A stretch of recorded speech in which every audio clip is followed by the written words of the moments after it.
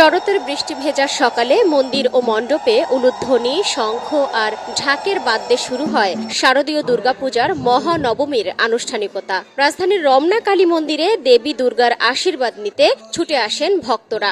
অর্ঘ্য নিবেদন করেন দুর্গার চরণে। ফুল, বেলপাতা, দূর্বা সহ নানা উপাচারে দেবীর পূজা করেন ভক্তরা। সনাতন শাস্ত্র মতে মহানবমীর তিথিতে দেবতুল্যদের আশীর্বাদ করেন দেবী দুর্গা। মহানবমীর এই তিথিতে বিহিত পূজা ও অঞ্জলি নিবেদন সহ নানা আনুষ্ঠানিকতায় পূজা সম্পন্ন করেন আয়োজকরা। এবছর আমাদের পূজায় কোনো সমস্যা হয় নাই, সবাই ঠিক আছে। ধর্মীয় আচার শেষে দেবীর চরণে অঞ্জলি নিবেদন করেন ভক্তরা। শঙ্খ আর উলুধ্বনিতে মহামায়ার আরাধনা করেন। দেশ ও জাতির শান্তি ও সমৃদ্ধি কামনায় প্রার্থনা করা হয়।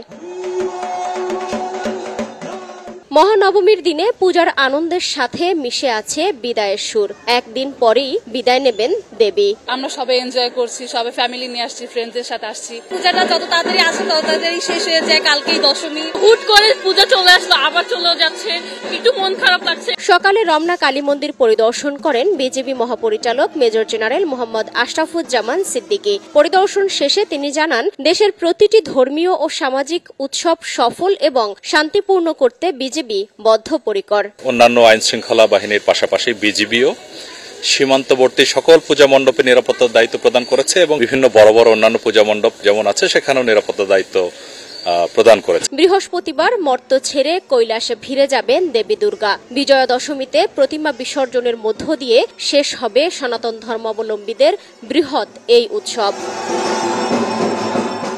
সালমা জাহান মুক্তা, বৈশাখী সংবাদ, ঢাকা।